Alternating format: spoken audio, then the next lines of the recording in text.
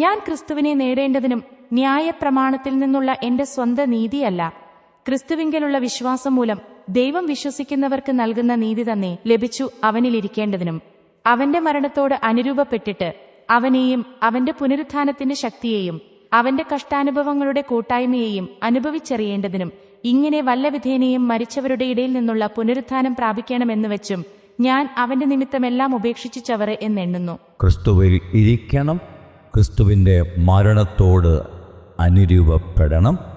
എന്നിട്ട് 3 പ്രധാനപ്പെട്ട കാര്യങ്ങളാണ്: ക്രിസ്തുവിനെയും അവൻ്റെ പുനരുത്ഥാനത്തിൻ്റെ ശക്തിയെയും അവൻ്റെ കഷ്ടാനുഭവങ്ങളുടെ കൂട്ടായ്മയും അനുഭവിച്ചറിയണം.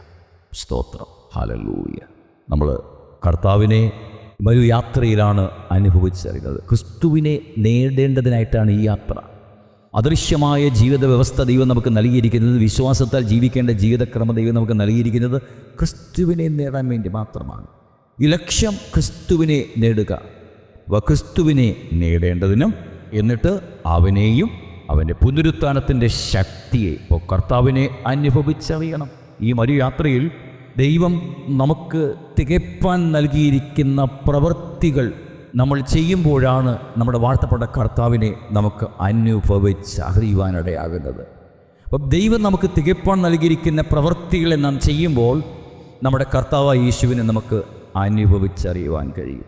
നമ്മുടെ കർത്താവിനെ അറിയണം, അപ്പോൾ തന്നെ അവൻ്റെ പുനരുത്ഥാനത്തിൻ്റെ ശക്തിയെ അനുഭവിച്ചറിയണം.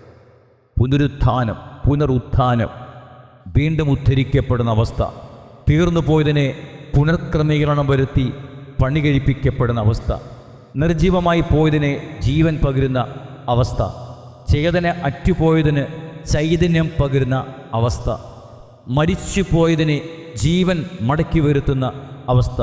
പുനരുത്ഥാനത്തിൻ്റെ ശക്തിയെ അനുഭവിച്ചറിയണം. ക്രിസ്തുവിനെ തിരുവചനത്തിലൂടെ അനുഭവിച്ചറിയണം.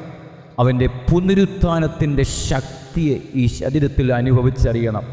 സകലതും തീർന്നു എന്ന് എണ്ണപ്പെടുമ്പോൾ അതിൻ്റെ ഉള്ളിൽ ഒരു ദീപം കത്തിച്ച് ഇരുട്ടിനെ മാറ്റി പ്രകാശപൂരിതമാക്കി മാറ്റി മനുഷ്യൻ്റെ എല്ലാ ഹൃദയ വിചാരങ്ങൾക്കും മീതെ, മനുഷ്യൻ്റെ ജ്ഞാനത്തിനും അവൻ്റെ കാൽക്കുലേഷനൊന്നും ഉൾക്കൊള്ളുവാൻ കഴിയാത്ത, അതാണ് നിങ്ങളുടെ വഴികളല്ല എൻ്റെ വഴികൾ, നിങ്ങളുടെ വിചാരങ്ങളല്ല എൻ്റെ വിചാരങ്ങൾ, അതൊക്കെ വളരെ അത്യുന്നതമാണ്.